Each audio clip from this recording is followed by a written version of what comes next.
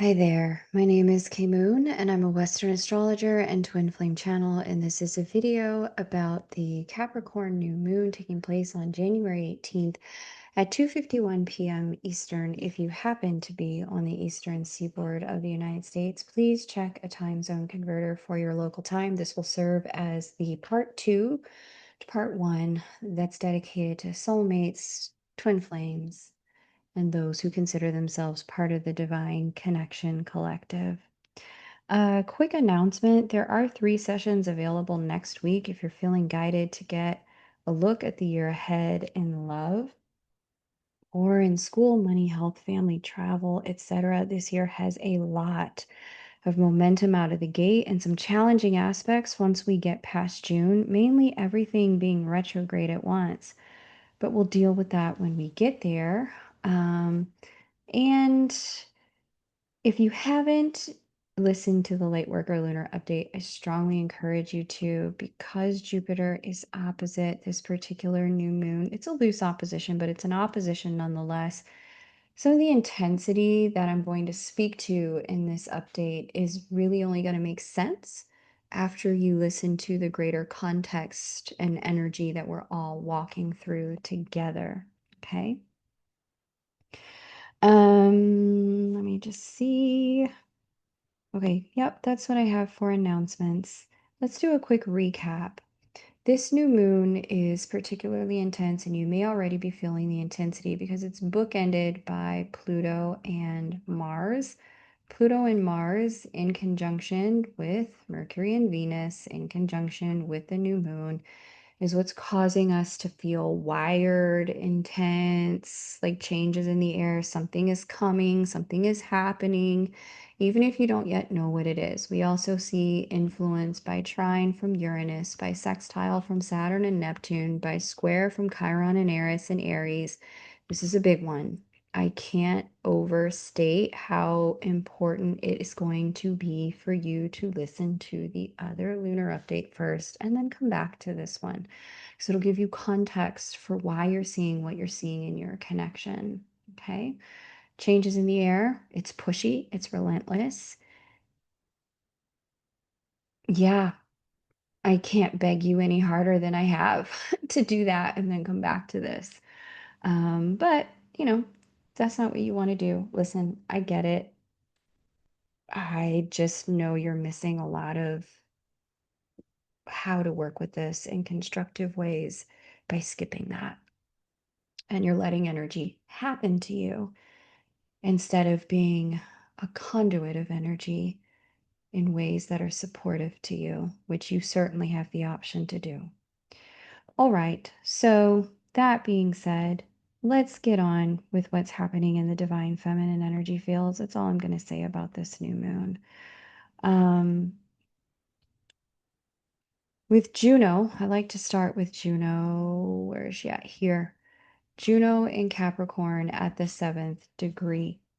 She is conjunct Folus in Capricorn at the 11th degree. I rarely talk about Folus, but the Folian mythology is much like that of Chiron, except less is known about Folus, aside from that he was a centaur. He died by poison arrow, and it was an accident because he happened to be in the wrong place at the wrong time.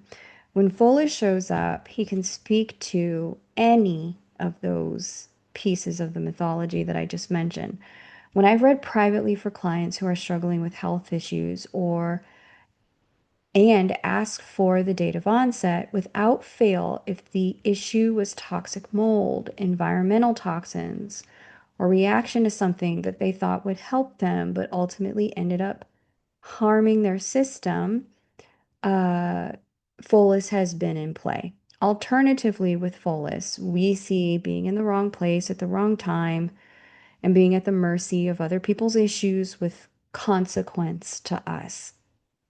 That said, the interpretation I'll provide here is that trying to assert structure into the connection and force it at this time, either force it in one direction or another, doesn't matter which, but the action of applying structure at this time while she's in the sign of structure, conjunct Folus, This can have unintended consequences and introduce toxicity in the connection that you hadn't intended.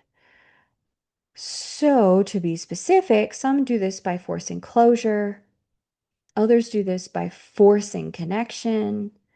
And here's the caveat I want to provide. Where you've already decided long ago to create closure, go ahead and create it. That's not the issue.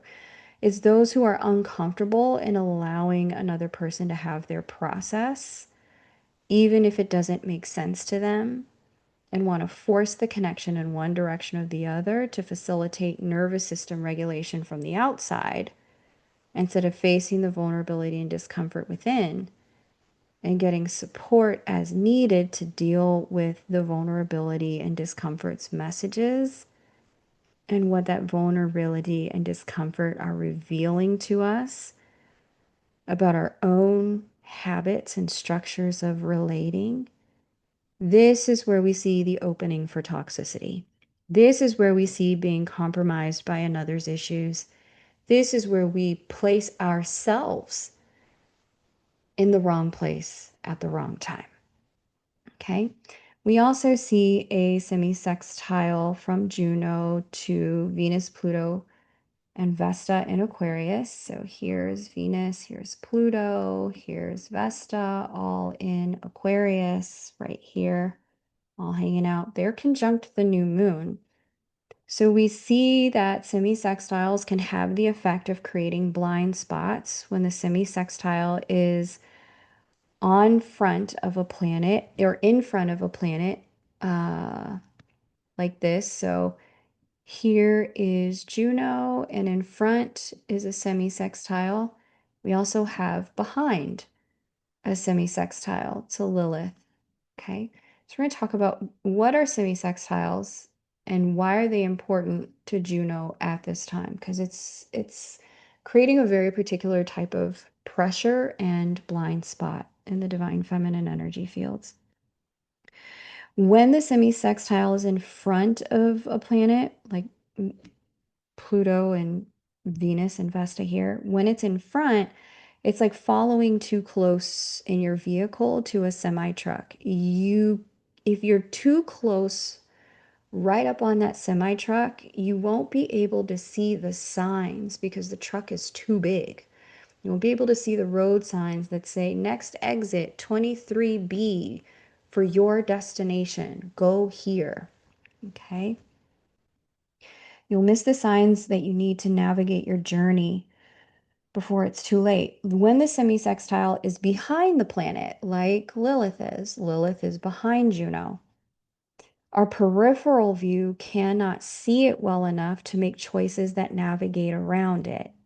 So the Venus-Pluto Vesta situation up here in Aquarius, okay, in front of Juno is making it easy to see the chemical pull of the connection, the intensity of the bond, feel the pull of its power, its gravity. And given this new moon's intensity and unpredictability, this is where we can be so intoxicated by that, so overwhelmed by that, so blinded by that, that we act on it and miss the bigger picture or intuitive hits that are showing us the best route to take. The semi-sextile from Lilith, from behind Juno, this can have us so bent on seeing things our own way in Sagittarius there and living in the belief that our way is the right way that we get boxed in. Now imagine you're driving too close to a semi truck and then right behind you, right on your rear end, is another large vehicle that's preventing you from being able to move. In other words, Juno is boxed in. Lilith only participates if she gets to do things her way, and Sagittarius governs truth. Gatekeeps its access, as well as faith, hope, and optimism. In this configuration, with these luminaries in particular, the energy it gives is very much if you can't be in connection the way I want you to be, or I can't be in connection the way I want to be with you, then we can't be connected. It's very ultimatumy. Sounds like tomatoey, but it's not about tomatoes. It's very all or nothing. It is very my way or the highway. I know what's right for me, and I also know what's right for you, and I'm taking action on it now. Listen, I'm not gonna say this isn't energy that can't be useful in certain circumstances, especially when there has been intentional action in bad faith. But what often gets buried, that's not typically the case. What happens and what I see a lot instead is that we people believe bad faith actions are happening and then respond to that, and what happens in the process is what happens in the process is that pride, feeling exposed, feeling vulnerable, old wounds still not being dealt with, and ego stirring the pot is what happens is we bury love, the very thing that has us all still here, staying, growing, and facing all of that so we can rise to live in our divinity in love in the first place. So often what we think is malicious intent from a counterpart is actually just their own wounds interlocking with ours. It's typically not as malicious as we make people out to be. Now, I don't know your situation. You know your situation. But what I'm saying with Juno in this position is that it's easy to see things negatively because our feelings are triggered and then take action on that only to find we've corrupted the structure of the connection in ways that we hadn't anticipated. Okay. So I want to be clear there's not a right way to work with this energy. The way to work with it is going to be personal and unique to you and your connection and your personal growth edge. Where can you handle more expansion without collapse? That's the question you need to ask yourself. I'm here if you need a coaching session or want to talk. Link is in the description box. Now, we also see here that Juno is in communication with Ceres in Aries here. And this is a square. This harkens to a closure and completion of personal identity or one of the identity structures propping it up. This closure is likely to be uncomfortable as there may be a clinging on to the comfort zone of the way things have always been. The dominant energy of this new moon is working overtime to shake us out of the comfort zones of our lives so that we can get on with the next chapter. Only you can really know what your comfort zone is that's starting to become uncomfortable to keep.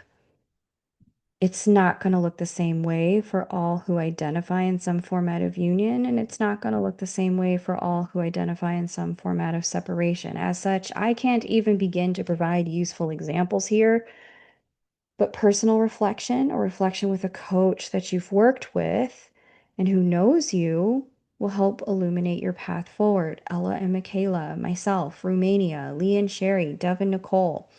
One of the best questions you can ask yourself or ask your coaches is this: what truth have I been unwilling to face in my connection that needs to be faced for this love to manifest if you're in separation or deepen if you're in union?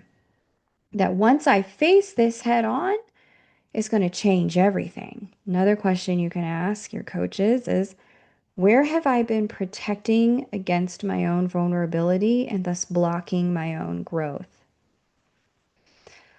Another question you can ask is, what has been my biggest stuck point in this connection? The place I keep coming back to, keep looping around, and what action do I need to take or truth do I need to face to get out of the loop? Now, just based on that, some of you already know the answer because you've been circling the airport and not landing the plane for years. This new moon is bringing the energy to land the plane. But others of you could use some help. So reach out to the coaches who know your connection, who know you, and can help you see your path forward with clarity. It will really help at this particular new moon. We also see Juno in square to Make here in Libra. Okay. This presents tension. This tension is between what we've learned and now know we need to do in partnership, but we aren't willing to do because of the structure of the comfort zone. The tension is in getting started on getting on with what needs to happen. We know what it is. But when we try to break free, we run into emotional complications. We run into big feelings at this new moon. Or we break free in ways that burn the bridge instead of just crossing it. Hmm? It's doing it. This is the energy, especially at this new moon, given the other aspects. This is doing too much. Now, normally, Make square Juno, no, it's fine. It's not that big of a deal. But because of the way this new moon is set up, this is going to bring the energy of doing too much instead of just enough. Discernment can help with this and bring us back into present time because this configuration is part of a T square between Ceres, Juno, and Make. Our way out is through deep emotional territory. Okay, so here's Ceres, here's Juno, here's Make. There's a T square. There's nothing in those early degrees of Cancer. If we occupy those early degrees of Cancer, it's going to release some of the tension.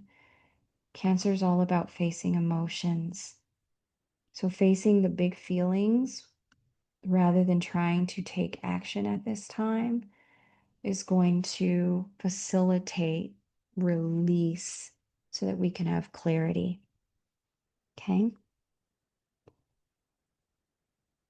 Discernment can help with this, and it can also bring us back into present time. As I mentioned.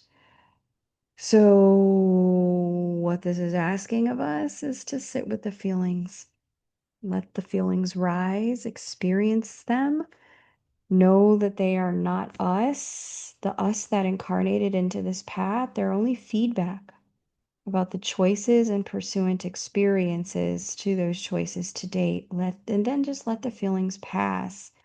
Feel them fully, release needing to control or escape them, allow them to be there without resistance or reaction. Just feel.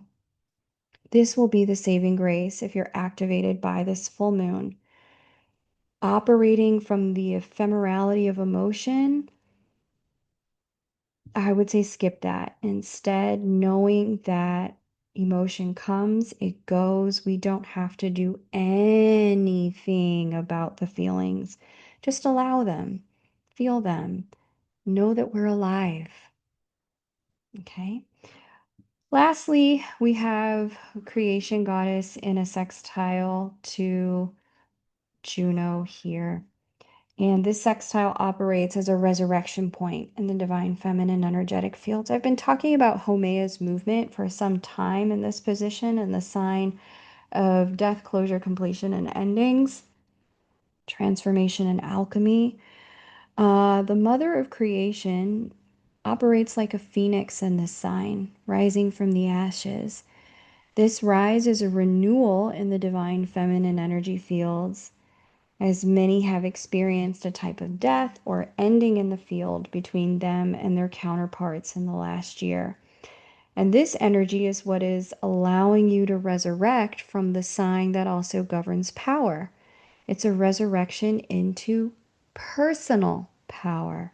Now, in light, we have the ability to live through and weather any storm. In shadow, we have the collapsing into control and manipulation. Choose your own adventure, guys. If you know you could use some support, now is a great time to book a reading. Link to do so is in the description box below, or you can go direct and find me at kmoonastro.com. I would love to support you before we close the month. Let's talk about Jupiter now. This is going to be brief. Um, because it is opposite the new moon and receiving all of the new moon aspects, the pressure to change is heavy in our divine masculine energetic fields. So I'm going to give a brief reinterpretation of these aspects as they pertain to connection, but honestly, if you really want to know what's happening in the divine masculine energy and why it's happening and how to navigate it, listen to the Lightworker Energy Update. That's going to give you the full picture. The only aspect that's not happening in the divine masculine fields that is happening in the collective that I spoke about there but doesn't apply here is this Venus Pluto Vesta connection. They're conjunct in Aquarius, but they speaking to the new moon, but not speaking to Jupiter. Everything else in that update is speaking to Jupiter. Okay. Um, and what that does is it makes some of the interpersonal and financial drama that comes with the new moon, it takes it out of the divine masculine fields, but baby, this new moon is heavy without that. Oh my gosh. So we have in opposition to Mercury and Mars conjunct in Capricorn, also conjunct this new moon. This is the energy of getting carried away with ourselves and in some form or fashion ignoring stoplights or boundaries concerning our own emotions and the structures of our lives. On the one hand, awesome for getting things done that you've been procrastinating on. On the other hand, this can cause problems in our relating to someone we hope to be on the same page with. Proceed with caution. If you know you're the overenthusiastic type in your connection and frequently cause your counterpart to need to step back and process, proceed with gusto. If you've been the wait to the last minute type or wait and see type and typically cause your counterpart to wonder where you went and what happened to you. Okay? Know who you are, know your connection. We also see a square to Chiron and Eris in Aries here. This energy is truly the humbler in our collective divine masculine fields. It's assisting all of us to see ourselves clearly when it comes to the interpersonal dynamics with a counterpart. Where we've been telling victim stories about ourselves, them, or the connection, this is trying to help us transcend that and assist us with moving into consciousness that we are all divinity incarnate having an experience. The way it's doing this in the square position is turning up the volume on places where we've been victimized so that we can start to see that if the stove is hot, move the hand. Don't yell at the stove to stop being hot. And same as we observe the beloved, know that they too have their opportunity to move their hand if the stove is hot. We may all have wounds, but as adults, we're all accountable for how we cope with them. Okay? No one's a victim here, especially not of love. There's opportunities to grow, there's opportunities to evolve.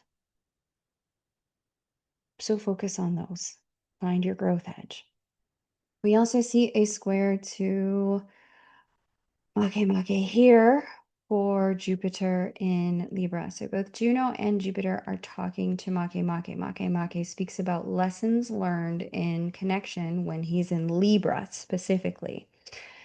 This square to Make asks us to be accountable for the lessons we have learned from past partnerships into the present. With both Jupiter and Make retrograde, this shatters the illusion of, oh, I don't know. At this point, not knowing is being complicit in continuing what's not working. You do know. You do know what's not working. You know why it's not working. You may not know what to do about it just yet, but you do know what's not working.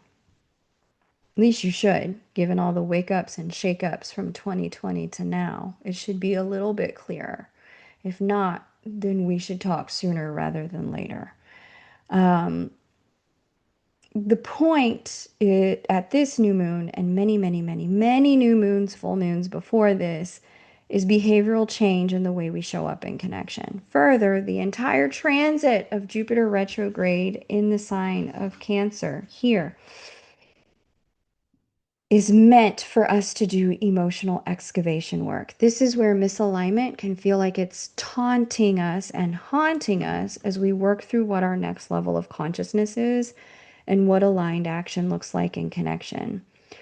We have through mid-March with this before the energy begins to shift and we're asked to focus on something different. So move with this in your own way. The emotions coming up will call for action at this new moon. Just take a beat to make sure the action is aligned with who you want to be and the highest version of you. And be that person in the connection, and you'll be all set. Easy, right? Ha ha. Listen, I'm living this with y'all. I get it. I know. This is a stretch. This is big stuff we're being asked to grow into. And it's the stretch is being asked to live our divinity incarnate. That doesn't mean being a perfect person. That means being a person who can love and let live, as opposed to love and possess, love and own, love and control. Okay. Um, hmm. As I said earlier about the divine feminine energy fields, whatever the action is for you, it's going to be personal to each connection. So I can't offer examples about what that's going to look like. But if you need your support or guidance, you know where to find me. Okay. We see Jupiter in sextile to Uranus. It's a fun energy. It's rapid manifestation. This is a very loose sextile, but it can still be impactful. It's an energy that expedites all of the things we've already been speaking about and makes them that much more potent, fast moving, and disruptive to the status quo for our inner divine masculine energy. We see a trine as well to Nessus, Saturn, and Neptune there inside of Pisces. That configuration is trying to bring accountability and stability into the divine masculine energy fields to support us with building a new foundation based on emotional and spiritual alignment with our true emotions in connection. That's the Jupiter retrograde in Cancer. And the spiritual reality of the connection. That's the Saturn, Neptune, and Pisces part. The Nessus component is making sure that our fingers are held to the flame just long enough that we can't deny what's staring us in the face. This is going to help us clean up emotional incongruence in family, at home, in love, and all other settings in ways that leave us freer to have emotional bandwidth for aligned connection as it becomes available. So, this is a very helpful aspect, as mentioned. Again, if you want greater clarity about what's happening in the divine masculine energetic fields, the best thing you can do is listen to the full moon Lightworker lunar update, as it does crystallize what was just high level detail here, since it's happening for the collective, not just us. Now, if you need support, you know where to find me to book. And if if I haven't been your coach, that's okay. Talk to someone who has if you're stuck. Okay? And if you want me to talk to you, I'd love to. All right? And that's what we have for the Capricorn new moon. It's straightforward, but it's intense. It's clarifying despite the fact that it's heavy-handed in its forcefulness.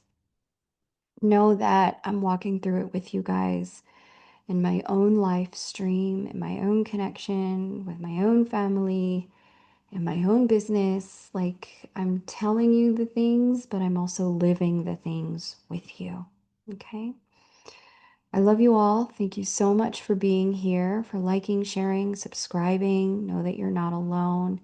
Anything you want to share in the comments to let other people know that they aren't alone goes a long way in just building that bridge to let people know they're not crazy. And together we'll all get through this. Take great care and bye for now.